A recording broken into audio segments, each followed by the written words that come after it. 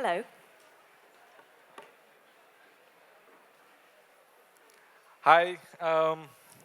So wonderful to see you all here. You've been a wonderful audience. Always nice to see a packed house. Um, Very warm welcome to Clare Mackintosh, uh, crime fiction author, um, author of a series of best-selling novels, and a former police officer. Claire, welcome to the Bangalore Lit Fest. Thank you. Tanya Vadia? I'll get straight to it, Claire.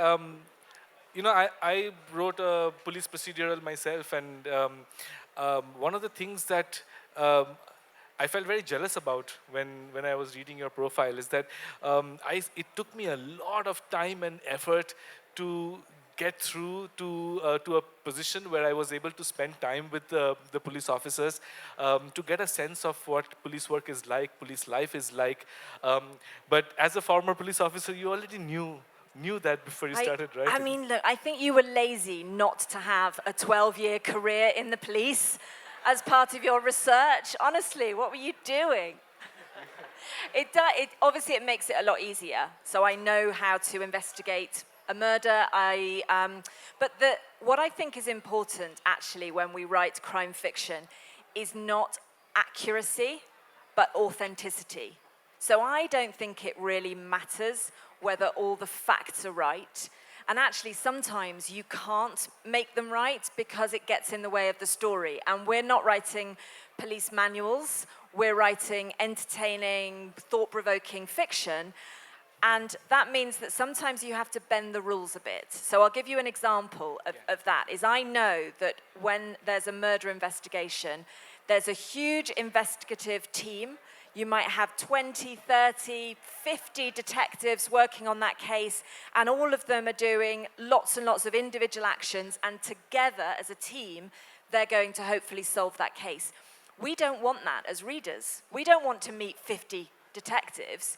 We want a hero, or maybe two heroes, who are going to crack the case. And so you kind of have to depart from the truth. But the important thing, and this is what you will have got from all that work, working with police officers and finding out how they speak and how they operate, is that feeling, that atmosphere, the way they talk to each other, the pressures of the job, the feeling, so that when our readers open our books, they feel like they're in safe hands. Right. The world is authentic. Yeah. Um, and it's very interesting what you said about having to adapt to the needs and demands of a novel. Um, because one of the things I found working with the police is that firstly, the timelines are very, very long. It's something that you cannot replicate in a novel, that something is going on for weeks and months and years at an end, which is how long most investigations take. And the second thing is, it's often also very banal, almost clerical work of going through, you know, reams and reams of data or hundreds and hundreds of CCTVs. Detectives sit in front of computer screens, don't they, for hours, Right. for days and days. And again, we don't want that as readers. And so I'm sure you do what I do. How do you walk that balance? How do you kind of get that sense into the book but also make it exciting? I try and vary the pace of the book by getting my detectives in rather, sort of in the office and then out of the office, so we've got a variety. I suppose I bend the truth a little bit, that rather than having someone send in the CCTV via, a special secure upload link, which is what happens now, my detective might still go to the petrol station and collect that CCTV footage. They don't need to do that, but if they do that in my book, they get to have a conversation, they get to maybe do something else along the way, they get to, I don't know, crash their car and have to cope with a personal problem, and that's what we need, because these are characters, aren't they? These are people that we need to care about, these detectives. It's not just about how well they do the job. It's about who they are as humans, what their flaws are, what's going on in their personal life. Because if we don't care about a character, why do we care what happens to them? And so why are we going to turn the pages? Right, and your debut novel, which came out in 2014, I Let You Go, that's something that really struck me, is that as I was reading it, it felt more like a novel about grief than about police work. It was, in fact, I found that the police work was almost secondary, and it was much more about the lives of the people directly involved with the crime and what it has done to them. And that's what really kept me hooked, that emotional bond that I formed with the people who were involved with the crime. And that was very interesting to me. And so, was that a conscious decision on your part to do it like that? I think it's a conscious decision now to put people first, people before plot. I don't think it was conscious with my first novel, and I don't actually think that many debut novelists are conscious of what they're doing. Most of us have a story we want to write. And in fact, that crime novel, which is a psychological thriller, and has influenced lots of other psychological thrillers in terms of its tone and genre, it's been incredible. It started life as a romance. But I often try this. I often try and write romance and end up killing people. Just in my books, not in my dating life. And so it started off as a study in grief and in recovery. And grief is something I touch on a lot in my fiction because my son died in 2006. And he's really the reason I started writing. So although I loved writing as a young person, and I've always written, actually there's something about losing someone, there's something about grief or trauma that releases something in a lot of us. And I've spoken to many writers who have had this big sort of plot twist in their own lives. And I felt an urgent need to write. And so a lot of that first book, I suppose, touches on the emotions that I was experiencing as a mother who had lost a child. Right. And is that why you quit the police force to become a writer? How did that happen? It was round about the same time, but I'll tell you a story about why I left the police. I was preparing for another promotion, so I was working as an inspector, as a riot commander, so sort of lots of fighting. It's good practice for being a mother. So lots of crowd control, and I loved my job, and I was going for promotion to chief inspector, and I had to do something called a 360-degree assessment, where basically all the people you work with give you feedback. And it's a very painful but helpful process. And I got the report, and it was really positive, and it talked about how I was this really enthusiastic person, always smiling, always made time for people, always creative, just really kind of great person. And I was a bit smug about this, and I took it home and showed my husband, my then husband, that's not why we divorced. And I said, look at this. And he said, yeah, that's great. Who is this woman? Because it turns out I was not really cheerful at home and really positive and helpful and full of great ideas and energy. I had been doing what a lot of people do, particularly women, I think, which is use all the best bits of me for the public, for victims of crime, for my colleagues, and then bring the leftovers home to my family. And it wasn't what I wanted. I'm a real believer in women being able to have it all. I think women are phenomenal. I think we are so strong and so capable of running the whole world. But just because we can do it all doesn't mean we have to. And right at that moment, I decided I wanted to step back, and so I left the police, and I wanted to be at home while my children started school. But I needed money because, annoyingly, there are things like bills to pay and mortgages, and I didn't know what I could do. I knew how to be a police officer, and I knew how to write, and so I became a writer. And do you find the life of a writer less hectic now that you're a best-selling novelist? That's the irony, is my work-life balance now is appalling. But the difference now is that my kids are teenagers. They very much appreciate all the nice things that my job brings them. But also, it's a really flexible job. And so, yes, I travel a lot. I go all over the world doing events like this. I mean, this is amazing. I'm in Bangalore. What a phenomenal thing. This beats being a police officer. But I'm also, like, my kids will finish school next week. I fly back on Thursday, the kids finish on Friday, and I will be home right until 6th of January when they go back to school. And I wouldn't have done that before. So it's a different life. This is almost a trope in detective fiction, especially in police procedurals, that the police have no personal lives or appalling personal lives. There's no work-life balance, and it's part of the job. You know, when you're on a case, there's nothing else. You're on the case. There are no timelines. You don't know when you're going to go home or when you're going to get called out. So, do you find that to be true when, as your experience as a police officer, is it very hard for policemen or women to find that balance? I think it is. I suspect it's like any other job, that either you are a person who takes work home or you're not. And some jobs lend themselves more to being able to turn off at 5 o'clock.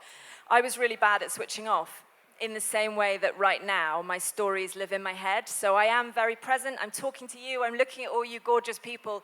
But also in my head, I'm thinking about how to murder someone. And so that is happening all the time. Ironically, of course, 10 years ago, I would be present, but in the back of my head, I was thinking about how I could solve someone's murder. And so for me, I'm just a very kind of committed person, and I feel very strongly about the people I'm dealing with, whether they're fictional or not. And at first glance, they seem like such different careers, and yet, for me, they are so similar in terms of the storytelling that you need as a detective. You know, what you're doing as a police officer is you are always finding the story. You're speaking to witnesses and victims of crime, and you're finding the story that the forensics tell you and the CCTV, and then you are weaving it into a compelling narrative for an audience, for a judge and jury, for a court to decide. And that is exactly how I write novels now. At my earlier session today, an author pointed out that somebody had said, I forget the name of the author who said this, that the crime fiction is the great moral literature of our times, and truly that as police officers you get the insights into human nature that most civilians will not, because just by the nature of your work. What kind of moral insights do you get from being a police officer, from peeking into the lives of others, from interviewing them and getting details that other people will never get to hear?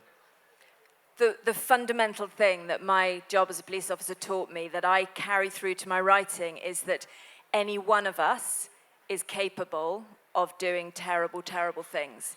And there will be some of you in this audience that's shaking your head and going, absolutely not, I would never do anything wrong. But in the right circumstances, for the right reasons, you would. And for me, that was something that was consolidated in my mind from my first week as a police officer, when I met a young woman who was living on the streets in Oxford, where I was working. And we discovered, so I met her a couple of times during the course of that week, and we talked. She was the same age as me. She'd also gone to university the same time as me. She had also read French at university. And so we'd had these sort of odd parallel lives. She, like me, had been brought up in a fairly middle-class, comfortable, safe, white environment. So we were quite similar. And then in her second year at university, her father had died, and she had begun to unravel, and her relationship with her mother had broken down. She had really struggled with her mental health. She'd started taking soft drugs. Soft drugs had led to hard drugs. And here we were, a couple of years on, and I was a police officer, and she was a heroin addict. And the only difference between us is that something terrible happened to her, and it didn't to me. And that is God or luck or fortune, or, it is circumstance. And so what it did for me is it took away any judgment that I might have had about people who find themselves in terrible situations, either as victims or as perpetrators, because real life is not black and white. It's full of nuance, and that nuance, that gray area, is what I most like to write about. Those moral dilemmas, that big question of what makes good people do bad things and bad people do good things. Yeah, because I remember I was interviewing a police officer, a lady officer once, and she told me a very interesting case that she worked on, where there was in the very congested area of Delhi where her police station was. She got a case of a 6-year-old girl who disappeared from just outside her house. Um, and then there was, like, chaos, and everybody was looking for her, and nobody could find her, and nobody understood what happened. But somehow the next day the girl was back safely in the same place, and she told her parents that this man had picked her up and taken her to his house, but had treated her very well, fed her dinner, told her a story and things like that, and then brought her back and to her own house. um, well, the police closed the case. They didn't get any clues. They closed the case. And then a few months later, it happened again to another girl from the same area, same age. Um, and after it had happened about 2 or 3 times, and now the police were really seriously investigating, and they had laid out traps and stuff like that. And they caught the man.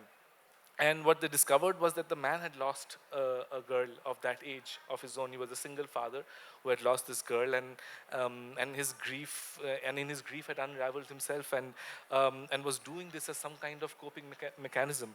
And when I heard the story, I felt really bad for the man, and I asked her, full of empathy in my heart, I asked her, what did you do then to this man?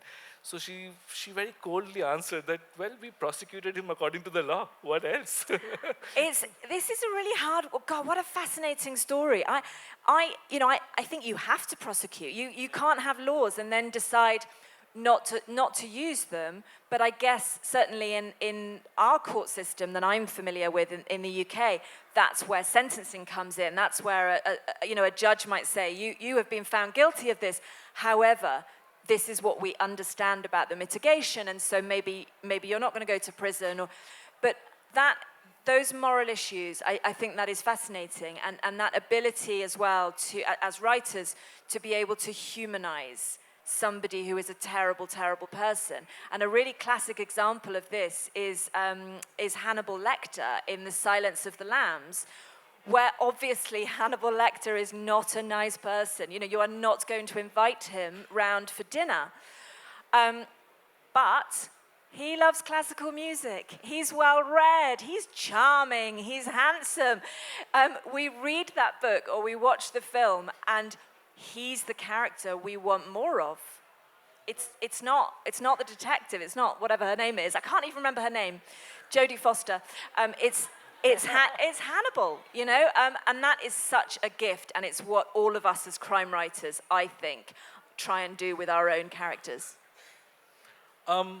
In terms of writing police procedurals, the other challenge that I sometimes see, especially now, is that in the era before technological surveillance, police work was often inventive and varied and involved various ways of getting people to talk and reveal themselves. Whereas now, when I followed my officers around, I realized that so much of their work is only about getting CCTV evidence or about getting phone location evidence, and that's not exciting as a writer to work with.